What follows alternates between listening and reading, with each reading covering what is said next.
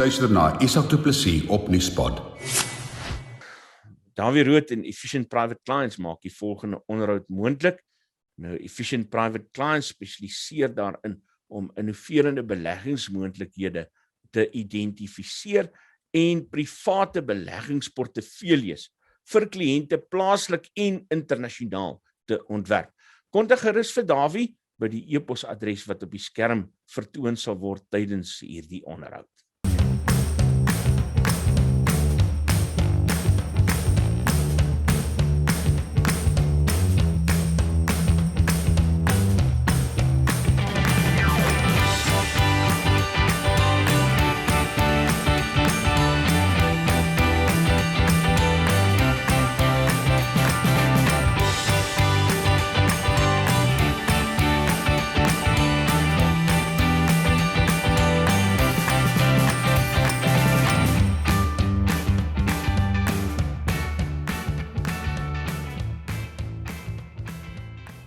Listen, at the end of the day, I don't know who killed Kenya. I don't know. Kilian knows a lot more than he's told me, but I don't know. I don't know for a fact. But even if he wanted to 204, he'd be taken out. His family would be taken out. So what the fuck do you do in a situation like that?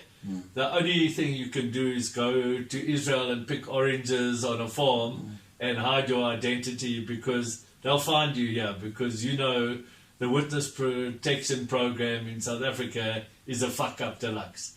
Absolute fuck up deluxe. That is Eric Bryer, the lawyer of Zane Kilian, talking to me. Thank you very much, Eric, for coming in. Let's start there. Yeah. What you have just said. That is the one big thing. Even if Zayn admits whatever and not putting anything on him, there's the danger of him being taken out. And I want to put it to you from two sides, probably. Let me just tell you a quick story so you know. I was involved in Kreitzer negotiations for a while. I was also representing Mike Gregorov, who was one of Kreitzer's henchmen.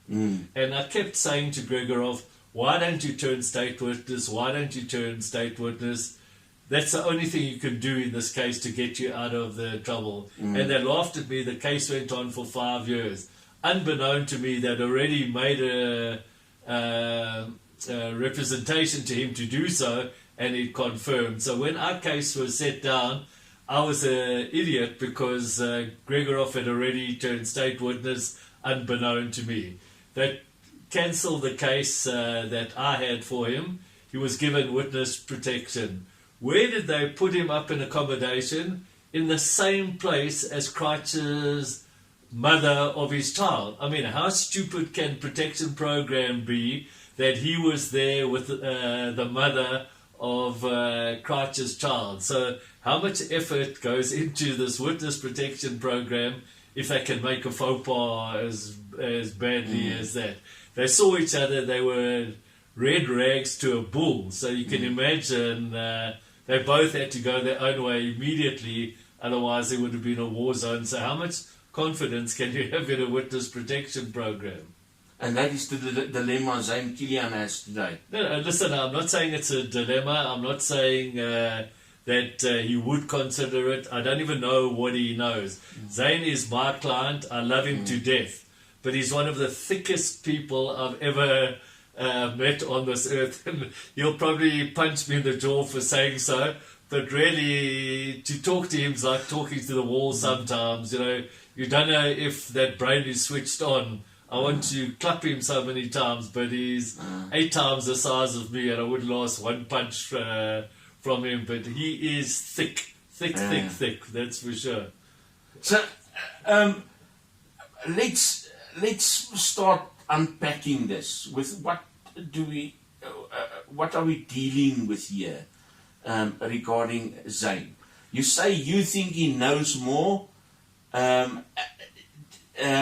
Is he really part of this whole scam? Is someone trying to frame him? What is happening here? Listen, I would imagine that Zayn knows more about the communications. he knows people, he's dealt with people. I'm sure that he knows who was telephoning him and obtaining information from him. But one must remember his background. He comes from a father who was in the police force for 45 years, distinguished service. There's no ways on this earth that Zane Kilian would kill anyone. He's a big brute, and I myself have used him to debt collect, and he sent me a few of the photographs of people with their heads chopped off to intimidate people to pay. But he's a gentle giant, I would imagine, and there's no ways on this earth that I could imagine him killing anyone. Maybe he could smack somebody to get money out of them, but there's no ways he would ever be party to a murder. Innocent. Listen, I have a stepson who's an alcoholic. He pinged him 1,000 times for me because I was worried about his safety, where he was at every stage of the day. So I used to phone saying, please ping the guy, where is he? I knew he was safe. So there were a lot of people that he pinged innocently without, he would never question me. I'd say, please ping this. He didn't ask me why and question me. He took me for my word and just did so.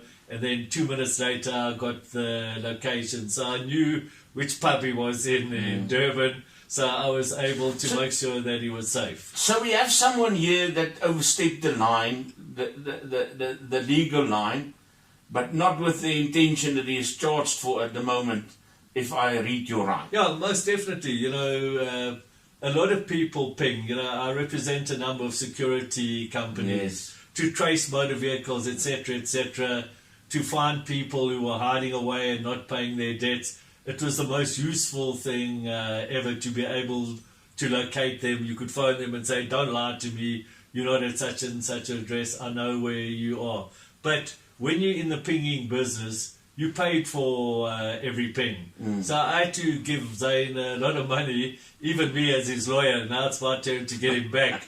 But I had to pay for every ping that I made. Yeah. But the discrepancies in the amount of monies that were paid to Goldblatt was quite scary. The Lionsgate security, for example, they were paying 5,000 Rand for 500 pings. Other people were paying 1,000 Rand for 1,000 pings. So I don't know what this situation is. But the most important aspect that I've learned in the passing of time, having done some investigation, is that I've had interviews with top guys at Vodacom and in MTN in their IT department. And they do have the ability to ascertain the origin of every single ping that was made. And I think it's such a disgrace that the investigating team don't ascertain this information and disclose it. I'm not saying for 1 minute that Kilian did not ping Kenya. But there's no ways on this earth that he pinged him 2,400 times. I maintain that there were other people pinging him at the same time. Kenya was doing the most horrific job ever. He had a multitude of enemies, from his own police team to other gangsters to international arms developers to gangsters, whatever the case may be. There was probably a queue to eliminate him, but we don't know who jumped the queue and got there first. That is a mystery to everybody. And the fact that 10 months have gone and the police, with the sophisticated equipment they have at their resources, cannot identify who the shooter was, really beats me. But be that as it may, we had the incident in Johannesburg of Dr. Munchie's assassination. On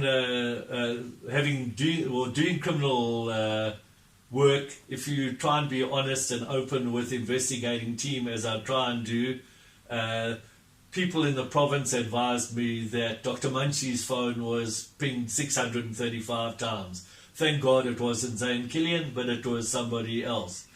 Every person who had the privilege, or for lack of a better word, the opportunity to use the platform that was utilized, was supposed to be vetted. If you go on their website, there's a form that you're supposed to complete. You're supposed to show your technical identification to ascertain that you permitted to utilize that platform. Yet, a year later, the people who pinged Dr. Munchie have still not been arrested, and they haven't been identified. And the people in the provincial office have told me that there were 2 aliases or aliases used by the pingers. How can the provider of the service not know who he is? That person should be arrested immediately and hung by his ankles till he gives the truth who the 2 or 3 people were that utilized the platform. He had the audacity to say in Kenya's case that he warned somebody of the number of pings that were done in connection with the late Colonel. I had the privilege of meeting the late Colonel at a few cases up here in Johannesburg, and he was hell of a decent, and I had a good relationship with him. I used to speak to him often to find out what I could do to broker peace in the industry, but he kept saying he was coming back to me. But at the end of the day, the police force were very aware of the number of pings. They were updated on a daily basis, yet the person responsible did nothing about it. Doesn't make sense to me. And another aspect of concern is that just by coincidence, one of my clients happened to work for Goldblatt for a short time period. And coincidentally, he was given the task of collecting the debt, the credit that was extended in respect of the pings. And there are a number of people on that list, some of them 4,000 who happen to be police officers. So don't tell me they don't know who pinged what. That's totally unacceptable. But going back to the original statement, that tower activation report is the key aspect of this case. If one can identify the source from which the ping was emanated, then one can identify that Kenya was pinged 500 times from Cape Town, 300 times from Bloemfontein, 500 times from Springs. Whatever the case may be, they can ascertain exactly who the source of the pinging was, irrespective of who used the platform, because I believe that platform was utilized by a number of people, but the owners have not disclosed the truth and been open with everybody so we can see. And one must also remember that dealing with Zane's bail application, we're in a very precarious, weak position. We haven't seen the docket. So the state have the ability to throw the book at us unanswered. So although there are a multitude of allegations that have been made, we cannot refute them because we don't know what they are. And it's 10 months now, and investigations are nowhere complete, although counsel for Zayn has made it final remand on the next appearance. But we've got to just wait and see, because we haven't been able to examine one aspect of the... Why do you think they are dragging this out so long in this case? But because I've spoken to other lawyers as well, people like Luhanan Kaluas, that told me the same thing as you did, that the state has the book on their side. Yeah. But looking at it, in all honesty, doesn't look like a case they can make or they can hook onto someone like Zayn. Look, I'm a lawyer, I'm not a detective, but I speak to police people on a daily basis because of my association with them. And it doesn't make sense that in the light of the old professionals, the Bushy Engelbrechts, the Boysons, the Lieutenant Colonel Lowe's, none of them can answer why 10 months have elapsed and they haven't identified the shooter. In the old days, within 72 hours, the shooter would be identified. And especially today, you have such sophisticated equipment at your fingertips. There's no ways that they couldn't build an identity kit. They couldn't circulate that. They will know. The Cape Town Underground would know who pulled the trigger. There's so many people in that loop down there. There's so many people in prison.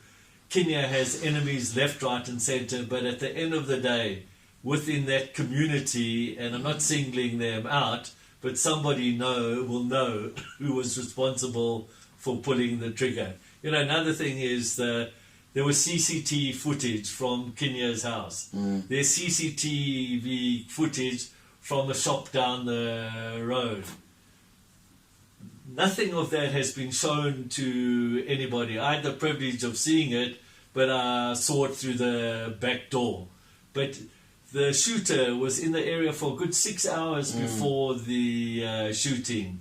Kenya's address was no secret. He lived there apparently, I'm instructed, for 28 years before. So one doesn't have to be a brain surgeon to know where he lived.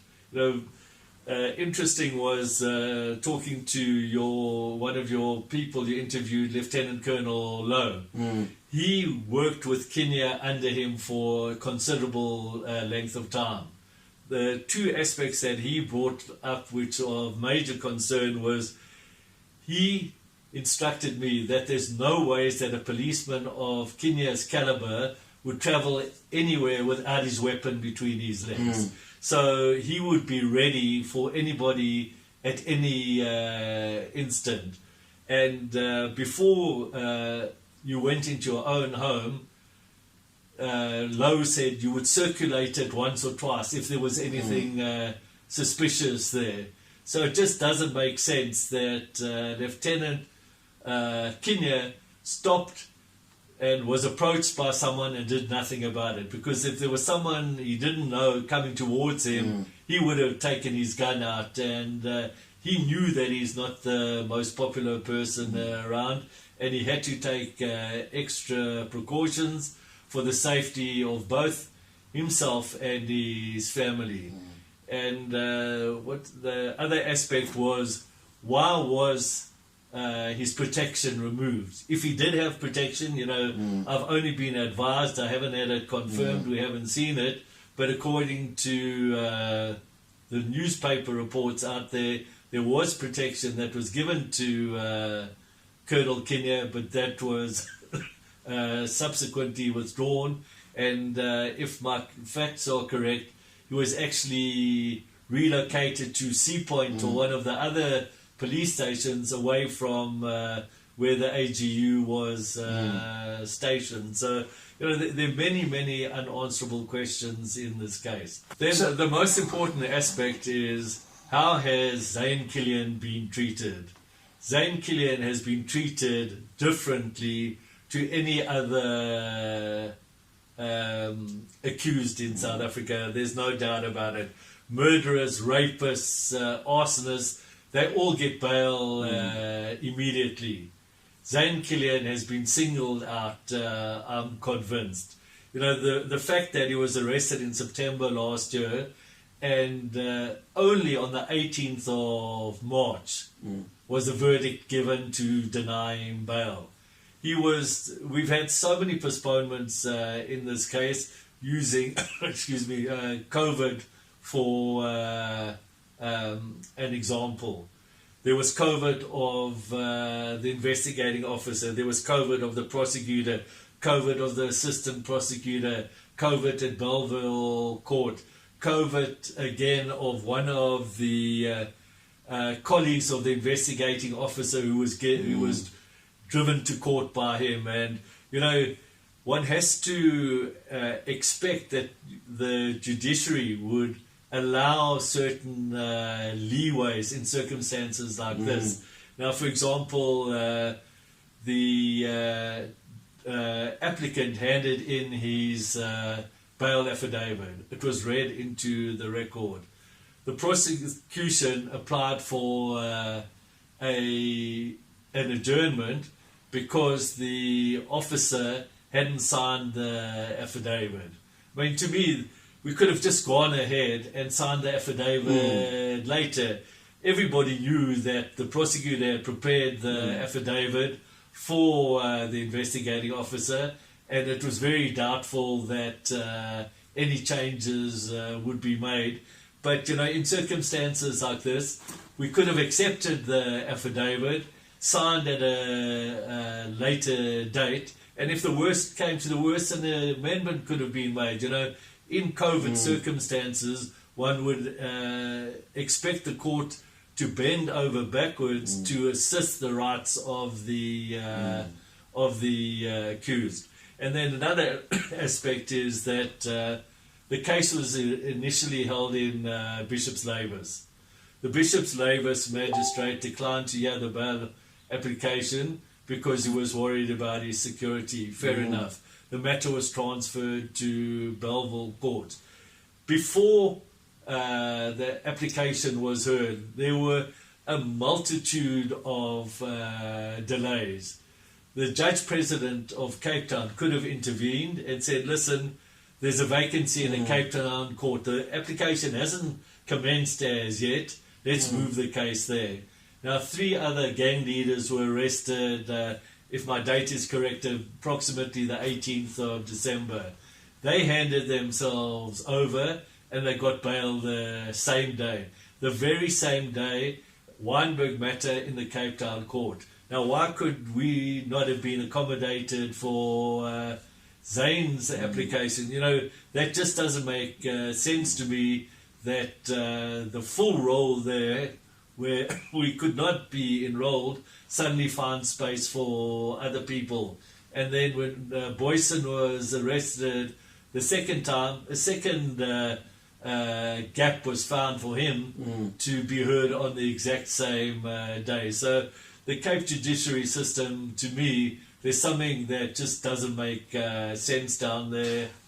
What about the claim that the state is making that they found photos of Kinnear and his family and other personal documents or stuff on Zane's, one of Zane's phones? Listen, I can't dispute that. I haven't seen the evidence, but I am instructed that he did one of those ITC investigations. That was another platform that was rented out by the state witness. And on that, you ascertain to draw people's profiles. Now, the explanation given to me was that you could be in debt, but your wife is driving your motor car. So they needed to obtain that information to, in case they had to follow her, to find out where the motor vehicle was. But, those reports are easily obtainable. You can go, in RTC today, if you know somebody, they can give you a report on anybody. When you seek credit at the bank, there are 100 investigations on your name. Although they're listed on your report, it will tell you who looked at your situation. So I'm not exonerating the behavior, but that was the reason given to me by the client, that he was looking for a owner of a vehicle, because he and his father conducted a business of repossessing motor vehicles for a number of banks, and that was prior to this situation. That makes it complicated. That it complicates their statement that these pings are sent anonymously. Listen, at the end of the day, as I said to you, Zayn would receive a request. Money was paid across to him majority of the times by e-wallet, not into his bank account. You know, if you used him regularly, you would deposit in his bank account. But if you were just using it personally, you would just e-wallet to him. If you e-wallet to somebody, the sender of the money, you can obtain it from his bank. So if you see the number of people I e-wallet, every time you go to court, the staff are hungry, so you have to e-wallet the world, otherwise they don't treat you well. But you can go into a person's profile, click on e-wallets, and you'll see the number of people that he sent money to. Yes. But the recipient, in the recipient's person, you can't identify it. Okay. It can show you sent me money today. So it will show in your bank account you sent to my cell phone number, and it will identify the cell phone number. But if I received the money, there's no record on my part that I received the money. But the banks can tell you sent 1,000 e-wallets, but the recipient, so one will never know how much money was actually sent to Zayn, because there's no recollection of Mm. recipients. So one can't prove how much money came into his account. You said that your client Zayn is not an innocent fairy. Or you didn't say that. I deduce it. Yeah. But what if you were able to get a satisfactory outcome out of this case? What would you have seen happening to Zayn's case? Listen, Zayn is in breach of the Telecommunications Act. There's no doubt about it. But that's where the bus stops. You know, he pinged for left, right, and centre, and they must go back and see the origins. You know, that's the only way they can come to a conclusion in this case. And you know, let's be honest. They're trying to link him to certain gang lords. Those gang lords are not fools. There's no ways they're going to make requests on their telephones. They've all got foot soldiers. Let's call a spade a spade. So if Donkey Boyson wants him to ping someone, he'll get one of his soldiers. Please send this pinger the request to ping this. So you're never ever going to link him to who they want to link him to.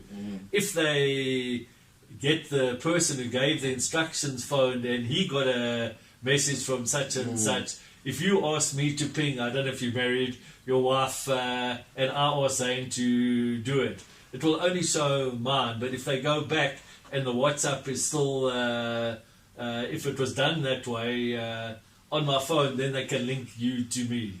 But other than that, you can't. You can only find out from the tower activation report the source of the ping, and that is the solution to this case. And it just beats me that this investigation has not been done. We're not entitled to do it as yet. When we get the docket eventually, we will have to make application to the High Court to instruct the two service providers to give us that information, because that is the fundamental crux of this case. The arrest of Nafis Modak as the Mr. X identified by the court and others, although they did not link it to the Kinnear case yet, does that complicate your client's case? Listen, if one looks at the affidavits before the court in the bail application, this allegation was made by the investigating officer, Captain Joubert, that Zayn identified Mr. X and Mr. X will remain anonymous till a later date. In Zane's answering affidavit, he vehemently denies this. There's no ways on this earth that he knew who Mr. X was, and there's no ways that he disclosed same. And even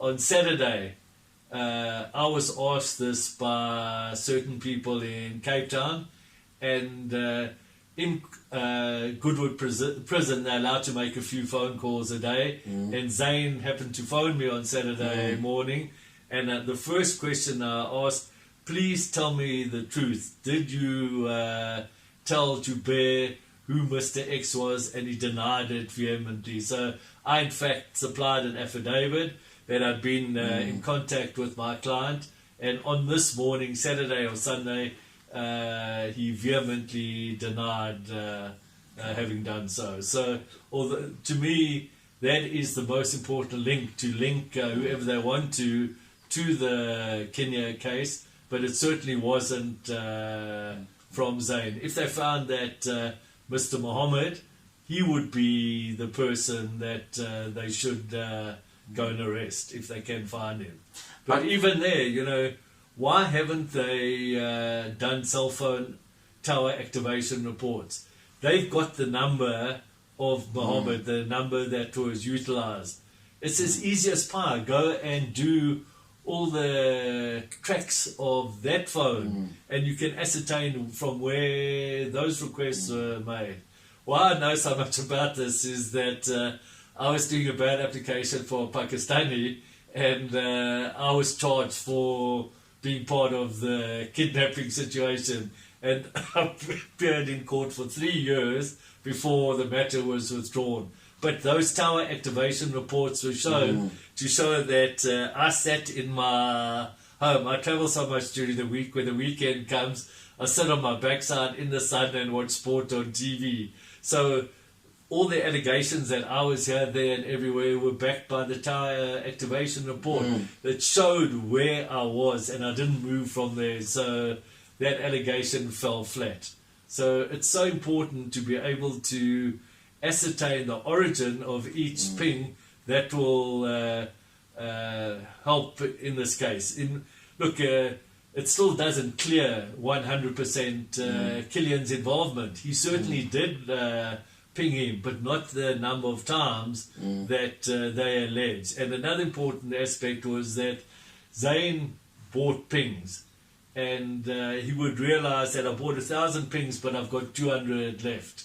So he knew that other people were using his platform at the time, and he confronted the supplier, and the supplier immediately topped up his pinging level. So this most honourable state witness is the most dishonourable person around.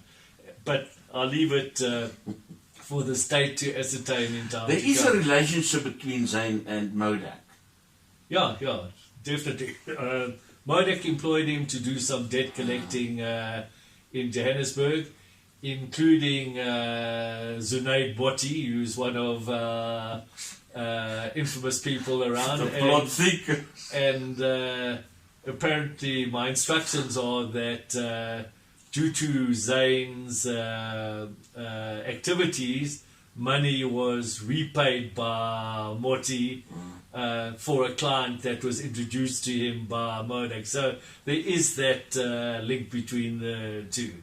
I've seen a photo of Zayn and Modak when he was here in Johannesburg. I think that was the first time they met each other in person, or very soon after that.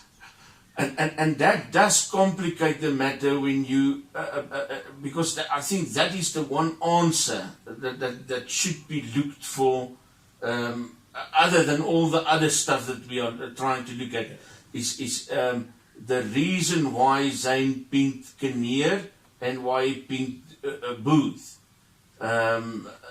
Because it's difficult to believe that it is... that it just happened per chance. That two of the most well-known figures in the Cape Underworld war. I agree with you 100%, but by the same token, as I said to you, if you sent Zayn a number to ping, you know, I know numbers, he doesn't know numbers, so if you pinging, I'll say, geez, who are you looking for? Why are you looking for this person so often? Zayn did his job. He didn't give a hoot who it was, and I don't even think he registered that it was such and such a party. If he wasn't told specifically who it was, he'd have no idea who he pinged. You know those movies, those Hollywood movies, where a whole lot of high school guys go out one night. You get some of the specific type of movie. They go out one night having a good night's drink because it's the end of the year, or their football team have won the cup, and then one or two of them have had way too much, and they get into a fight with someone else, or they bad-mouthed a lady or did something bad in a small town, and then all of a sudden you have to hush this all and try. Good boys. Yeah. Yesterday they were good boys. Yeah. Today they are criminals because they, in one crazy moment, they did something wrong. I get a feeling of that when I think about the Zane Kilian case. Listen, if Zayn knew the consequences of his doings, there's no way on earth that he would do something like that. You know, his upbringing speaks for himself. Yes. No father who's tiny now would accept that. He would go there and give Zayn the biggest smack of his life, even today, as big as he and I must is. tell You know, that's the historical respect between father and son. And there's no, I mean, I don't know if you were privy to the photographs when Zayn's dad came down to court the one day. There were tears in everybody's eyes there when you saw the father hugging the son. You know, you can imagine you're deprived of your son for 8 months and the emotional side that goes with it. But he knew, and that picture told a story. Zane Kilian hugging his son there. So I must tell you, I've come to know them quite personally over the past month or two, having had to do with them quite a lot about the story. And you're right, and he's an upright man. No, definitely. For sure. Let's not try to hide it. It's an upright. No, listen, he stands for what he's done, and you know, in the old days, if you wore that South African police badge, you were the most proud person on this earth, and still to this day. That's why, you know, an old practitioner like that, who's got access to his old buddies, they are investigating this case second for second, and they believe they will come up with the truth. You know, there's certain policemen that you develop a relationship with, and over the years I've come to know, because of the Kreitzer dealing a few of the top guys, and I've referred Zane Kilian. I said, please don't take this upon your own shoulders. Go and give this information. There are still some good, honourable cops out there, and they will assist you. So please, God, we get to the end. If Zayn did it, Zayn is my client. He must be punished. You know, I'm not here to judge anyone. I'm just doing my job to give him the fairest hearing possible. Let's talk about that. I want to go to another facet of this as well. But just let's stop there for a moment, because that is the one thing that bothers me, is the way the legal system treated this case up to now. Do I understand it right if I believe that our legal system is built on the principle that you are innocent until proven guilty? Most definitely, that's how it's meant to be. But in this case, he's been crucified by the press. And the reason being is that the most important aspect of this whole case is who pulled the trigger. And you can see not whooping. You might be a suspect because you you and Zayn are the same size, but I'm saying you wouldn't be a suspect because you and Zayn are the same size. But somebody small and flimsy, as the pictures of the shooter depict, I mean, you can see categorically there's no one on this earth who can say Zane Kilian pulled the trigger. And you, if you had to go into an identity parade, you would also pass it hands down, but there's no ways. Yeah. Listen, you and I'm Kilian, it's enough now. I got the message. Eric, I want to go to another facet of this, and that is, I think, one part that nobody really touches at the moment, in detail anyway. Because that is something that is behind this as well. Is corruption in the Western Cape Police specifically. I know there's corruption in the police countrywide, but there's a special element of gangsterism in here. And sometimes when I read into this, I get the feeling that it's even the police are ganged up to each other in opposition for the gang that they are supporting or working for. Did you find that in your dealings with this case? Listen, the Cape Police Force is unique. And it's common cause that there were 4 main leaders of gangs in Cape Town. One is subsequently deceased, taken out. But every policeman you speak to in the Western Cape, you don't know whose side they're on. You know, one could be a Modak man, one could be a Liftman man, one could be a Boyson's man, one could be a Stevens man. You don't know. So the only thing to do in the Western Cape is Zippo. I have a relationship here where you assess your client's case.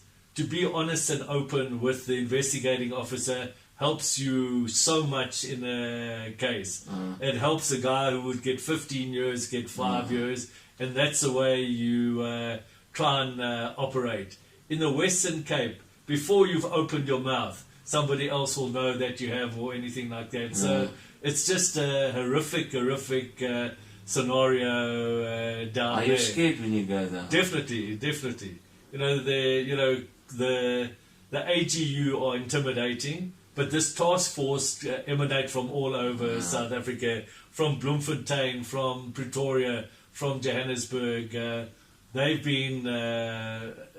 been formed by the powers that be. But at the end of the day, we're doing our job, they're doing their job. If you can cooperate, why not? You know, at the end of the day, we want to see justice done. And as I said to you, I'm not here, I'm only as good as my client's case. If they have evidence against him and he needs to hang, he must hang. You know, I'm not there to cover up for him. Just make sure that the evidence is placed before the court in the most decent way possible. But Cape Town, you know, just even the magistrates court, the judiciary, why do people get special treatment down there? It just doesn't make sense. I want to ask you another question. I'm in possession of 2 case numbers, sketchy information that implicates Charles Kinnear in a battle between him and Veery, which turned bad. It's about 60,000 rand that they took illegally. That is the information of the case number. Now, I'm aware that in the police there is a practice that if you want to discredit someone, you go and open up a case number. So when I'm saying this, I'm saying this with the knowledge that this can happen. But it is sent around with the implication that Charles Kinnear was also not a clean, an honest policeman, and that he was maybe taken out because of his illegal dealings. It is alleged. I must Yeah. say that Listen, in Cape Town, one has to take cognizance of one serious factor. That anti-gang unit seems to be a law unto themselves. There are 3 or 4 deaths in the coloured communities, unfortunately, on a weekly basis. If your brother was taken out, you would seek revenge. So one can never ever lose sight of that factor, that the entire anti-gang unit is not popular in Cape Town. You see all these protests on a daily basis, kids are taken out, etc., etc. As far as Colonel Kilian is concerned, there are allegations going around that he received monies were paid into his bond account. The police need to investigate. You know, these are allegations that are thrown around all the time. Charles Kilian also had personal dealings and attacks on Modak. Modak has been to court on a number of occasions and he's won every single case up until now. But there's serious allegations that are made in those cases in respect of monies paid here, monies paid there, into Charles Kilian's wife's account. But, you know, these are only allegations that we've heard. I haven't seen the proof of it. I haven't seen your deposit slip that shows I paid the money into that account. So at this stage, you know, we're none the wiser. But the allegations certainly do exist. And, you know, as I said, Kilian, unfortunately, just rubbed certain people up the wrong way because he was doing his job. And there, if you don't join the party, you sink. So, you know, he had to survive as well. And maybe he had to bend the rules on a couple of occasions to make sure that something didn't happen to him. You know, one just doesn't know down there. Last question. When is Zayn's next bail hearing? And together with that, how are you going to treat this case further in view of the fact that if he opens up too much, he might put him and his family's life in danger? Listen, at this point in time, the judgment was given to deny bail on the 18th of March, and we've just got a date for the 18th of May for the bail appearing in the Cape Town High Court. That's his, but he doesn't appear. The appeal hearing is heard just by the council, but he still has to appear in both Belleville and Cape Town Court in respect of Kilian and Booth. And on the previous occasion in both, council made the magistrate log that this was the final remand for the state, and they must supply the documentation then. But in the light of possibility or others being joined, you know, your guess is as good as mine. So we've just got to hold thumbs and wait and see. The wheels of justice will grind. Maybe it will take 1 month, 1 year, but in the end, the truth will prevail. That's all I hope for. It's one of the most interesting cases ever. It's sad too. Eric Bryer, thank you very much for your time. I appreciate it. Thank you. Thanks. Verkeersboetes behels meer as 'n klein ongerief met minimale gevolge. Jy kan 'n kriminele rekord kry of probleme teekom as jy jou rybewys of motorlisensie hernie, en die metropolisie kan jou by padblokkades lastigval om die boetes te betaal. Fines for You vir minder moeite met verkeersboetes deur hul te monitor en vinnig, wetlik en effektief af te handel, sodat jy nie die ongewenste gevolge hoef te dra nie. Ons spesialiseer in groot vlote en streef daarna om jou geld te bespaar. Kontak ons gerus op 011 867 7331 of besoek ons webtuiste by www.finesforyou.co.za.